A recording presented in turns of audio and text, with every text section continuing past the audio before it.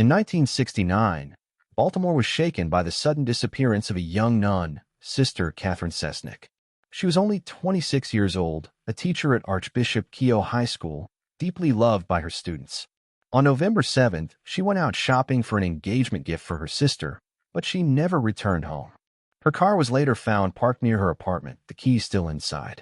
2 months later, her body was discovered in a remote area, her skull fractured. The murder devastated her students, but what haunted them most wasn't just her death, it was the mystery surrounding it. Sister Cathy had been a confidant for many of her students. Some of them later reveal that before her death, she had been trying to protect girls who were victims of sexual abuse by the school's chaplain, Father Joseph Maskell. Maskell held great power in Baltimore, connected to the church and even the police. Students believed Cathy knew too much, and that her silence had been forced in the most brutal way. For decades, the case remained unsolved. The church never admitted wrongdoing. The police seemed unwilling to dig too deep, and the families of the victims were left in the dark. But years later, two of Sister Cathy's former students, Gemma Hoskins and Abby Schaub, decided they couldn't let the story die. They began investigating on their own, tracking down witnesses, survivors, and old evidence that had been ignored. Their determination led to shocking revelations, allegations of widespread abuse, hidden files, and a cover-up that reached into the highest levels of authority. What makes this story even more chilling is the silence that surrounded it for so long. Survivors who came forward were ignored or silenced. Evidence disappeared. And every time the truth seemed close, the system pushed it back into the shadows. The case of Sister Cathy isn't just about a murder. It's about the power of institutions, the pain of survivors, and the courage of ordinary people who refuse to stay quiet. It's a reminder that sometimes the real danger doesn't come from strangers, it comes from those we trust the most. Even today, the mystery remains unsolved. No one has been officially charged with Cathy's murder. But her students, now older, continue to fight for justice in her name. The question that still lingers after all these years, who killed Sister Cathy, and how far did the cover-up go? Sister Cathy Cesnik wasn't just a teacher, she was someone her students trusted completely. She had a way of listening, of making them feel safe. At Archbishop Keough High School, she stood out. She encouraged her girls to dream bigger, to question things, to think for themselves. But behind the walls of the school, something dark was happening, and Cathy was beginning to uncover it. Some of her students confided in her about Father Joseph Maskell, the school's chaplain. To outsiders, Maskell was a respected priest, someone who gave spiritual guidance. But the students who dared to speak the truth described something horrifying: systematic sexual abuse, threats, and manipulation. Maskell used his position of authority to terrorize the very children he was supposed to protect. And Cathy knew. She had begun to suspect what was going on. She listened to the girls, she believed them. And in 1969, she was preparing to confront it. She wanted to protect her students, even if it meant standing against the church. But just as she seemed ready to take action, she vanished. When her body was finally discovered, the city of Baltimore grieved, but the truth was buried alongside her. Her murder was ruled a mystery, her killer never named. And for decades, it stayed that way. But the survivors never forgot. One of them, Jean Hargadon Weiner, revealed years later that Maskell had threatened her, showing her sister Cathy's lifeless body as a warning. "See what happens when you say something," he told her. That memory haunted her for decades, and when she finally came forward, it painted a chilling picture that Cathy was killed because she tried to protect her students. The church, the police, the institutions that were supposed to bring justice, they stayed silent. Files went missing. Reports were ignored. Maskell was quietly moved between parishes. The system protected itself, while the survivors carried the weight of trauma. Years later, two of Cathy's former students, Gemma Hoskins and Abby Schaub, now retired women, refused to let it go. They became detectives in their own right, knocking on doors, piecing together fragments of evidence, and building a network of survivors who had been silenced for too long. What they uncovered shocked the world. Allegations of decades of abuse, whispers of a conspiracy, and the terrifying possibility that Cathy's death was no random act of violence, but an orchestrated murder to keep her quiet. Netflix's documentary The Keepers brought this story to light for millions. Viewers were horrified not only by Cathy's death but by the possibility of a massive cover-up, one that may have involved the church, the police, and local officials, all working together to protect one of their own. And yet, even with all this exposure, justice remains out of reach. Father Maskell died in 2001, never facing trial, never answering to his victims. The church expressed regret, but never gave the full truth. To this day, no one has been charged with Sister Cathy's murder. What makes this story so haunting is the silence of those in power, the silence of the institutions sworn to protect, and the silence forced upon young girls whose only crime was trusting the wrong man. But the silence is breaking. Survivors continue to tell their stories. Cathy's former students continue to fight, and the question echoes louder than ever: who killed Sister Cathy Cesnik? And how many people knew the truth but chose to stay silent? The night of November 7, 1969, Baltimore was cold and quiet. Sister Cathy Cesnik had finished her classes at Archbishop Keough High School and stopped at a shopping center. She picked out an engagement gift for her sister. It was a simple errand, something ordinary, something routine. But Cathy never came back. Her car was found parked neatly near her apartment. The keys were inside. Nothing was missing. No sign of a struggle. It was as if she had simply vanished into thin air. For 2 long months, her family and students waited, prayed, and hoped. But on January 3, 1970, the worst fear came true. Cathy's body was discovered in a remote garbage dump. Her skull fractured. Her body left to rot in the open air. The case should have exploded into a massive investigation. A young nun brutally murdered in a city already scarred by crime. But strangely, the investigation stalled. Leads went nowhere. Witnesses stayed silent. The people of Baltimore were left with more questions than answers. For the young girls at Archbishop Keough, the murder was more than just tragic. It was terrifying. Some of them already knew why Sister Cathy might have been killed. And years later, when they finally spoke, the truth spilled out like poison. Behind the polished walls of Keough High School, Father Joseph Maskell was a predator hiding in plain sight. To the public, he was a priest, a counselor, a trusted figure. To the students, he was something far darker. Survivors later revealed how Maskell used his authority to lure, intimidate, and abuse. His victims were young girls, frightened, silenced, trapped by the fear that no one would ever believe them. And the chilling part? They were right. When one of his victims, Jean Weiner, finally found the courage to speak up decades later, she revealed something that shook investigators to their core. Jean said that one night, after she tried to confide in someone about the abuse, Maskell took her to a car, drove her to a remote area, and forced her to look at the body of Sister Cathy. Cathy's lifeless eyes stared back at her. Maskell leaned in and whispered, "See what happens when you say something?" That single statement, if true, changes everything. It means Cathy's murder wasn't random. It wasn't a robbery gone wrong. It was a message, a warning, a brutal silencing of a woman who dared to stand against him. But the story gets darker. Police files connected to Maskell mysteriously disappeared. Complaints were buried. The archdiocese quietly reassigned priests, moving problems from one parish to another. And all the while, the survivors carried their trauma alone, convinced that the system was built to protect the abuser, not the abused. It would take decades for the silence to crack. 2 of Cathy's former students, Gemma Hoskins and Abby Schaub, both retired teachers, couldn't let it go. They started digging on their own. They interviewed old classmates. They tracked down survivors. They combed through archives.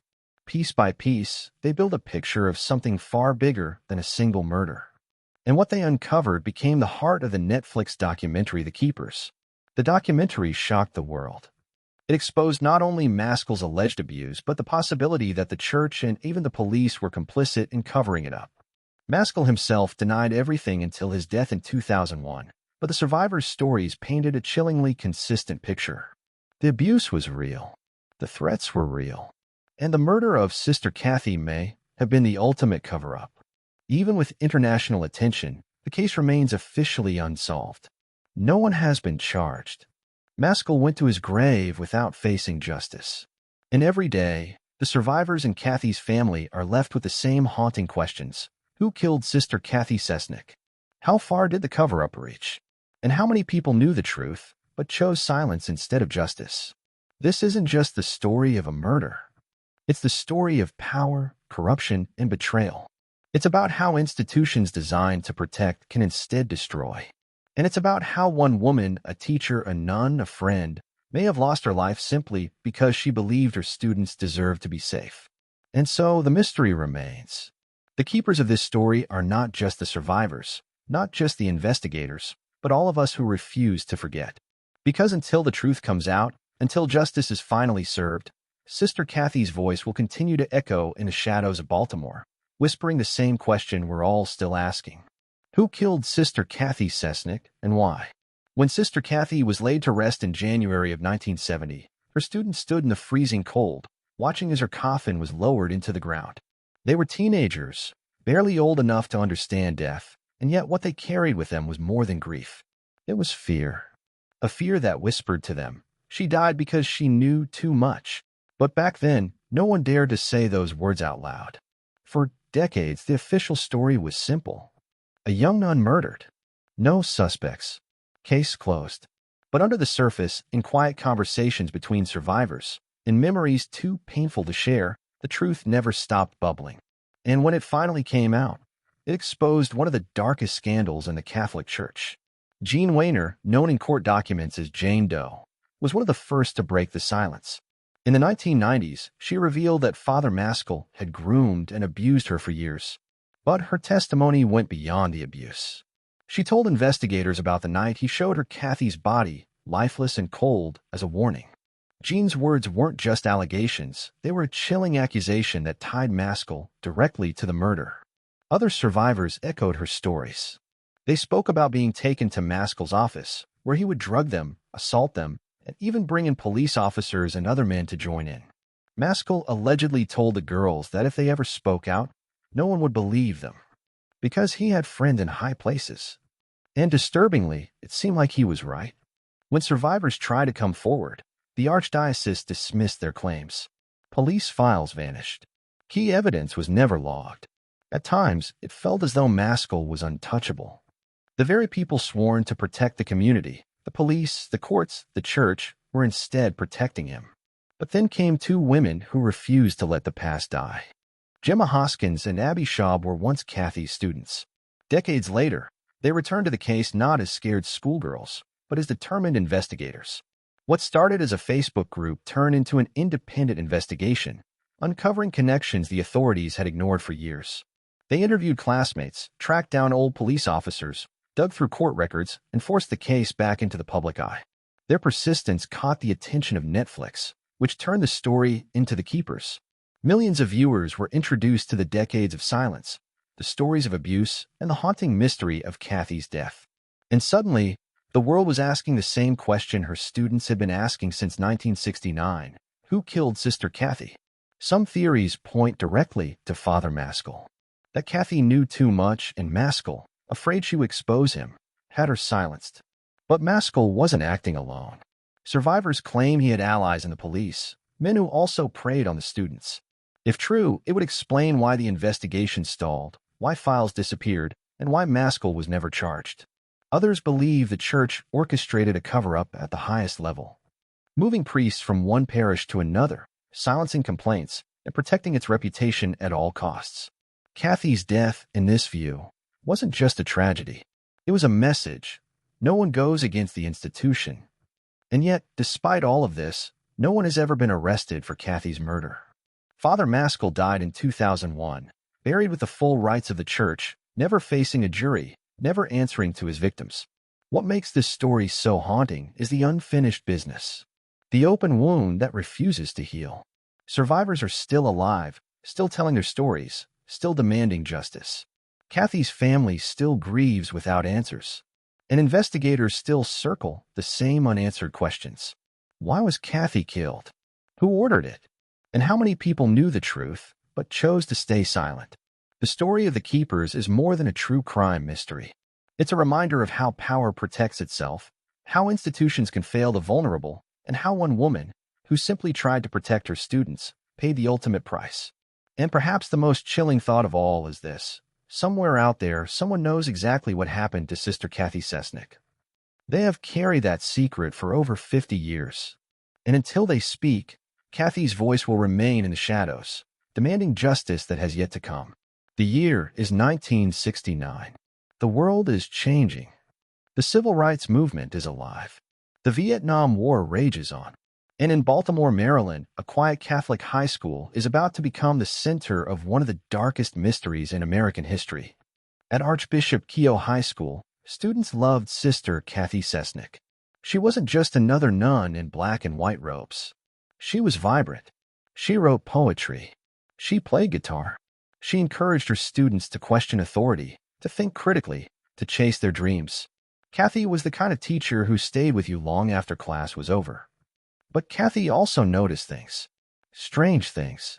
She saw the fear in the eyes of her girls, the hesitation in their voices, the way some of them seemed burdened with secrets too heavy for a teenager to carry. And when they began to open up to her, Cathy realized the nightmare they were living through. Father Joseph Maskell, the school's chaplain, a man dressed in holy robes, hiding a monster beneath them. Survivors describe Maskell as manipulative, cunning, and terrifying. He used the trust of the church to prey on the vulnerable. He wasn't acting alone, they say. He invited other men, sometimes even police officers, into his office, where girls were assaulted, drugged, and silenced. But Sister Cathy wasn't going to stay silent. In the fall of 1969, Cathy was preparing to confront what she knew. Some believe she was planning to go to the police. Others say she was preparing to tell the archdiocese. Whatever her plan was, she never got the chance to carry it out. On November 7th, she disappeared. Her car was found parked neatly. Her purse, her keys untouched. Weeks later, her body was discovered in a remote area, her skull fractured, her life stolen. And the message was clear. Cathy had been silenced. For decades, the truth was buried. But then, in the 1990s, Jean Weiner, one of Maskell's former students, came forward. She told investigators that one night, Maskell took her to see Cathy's body. Cathy lay motionless, abandoned. Maskell leaned down and said the words that would scar her forever. See what happens when you say something? Jean wasn't alone. Other women began to tell their stories too. They spoke of years of abuse, threats, and silence. They described a system that protected the abuser, not the victims. Police ignored their pleas. The archdiocese denied their claims. Maskell was even allowed to continue serving in parishes, moving from one community to another, shielded by the very institution that should have stopped him. And then came two women who refused to give up, Gemma Hoskins and Abby Schaub, both former students of Cathy's. Decades later, they became the unlikely detectives in one of America's most chilling cold cases. They went door to door, collecting testimonies. They built Facebook groups, gathering anyone who had a piece of the puzzle. They dug through archives, uncovering what the police had ignored. Piece by piece, they reconstructed a story that pointed in one direction. Cathy had died because she knew too much.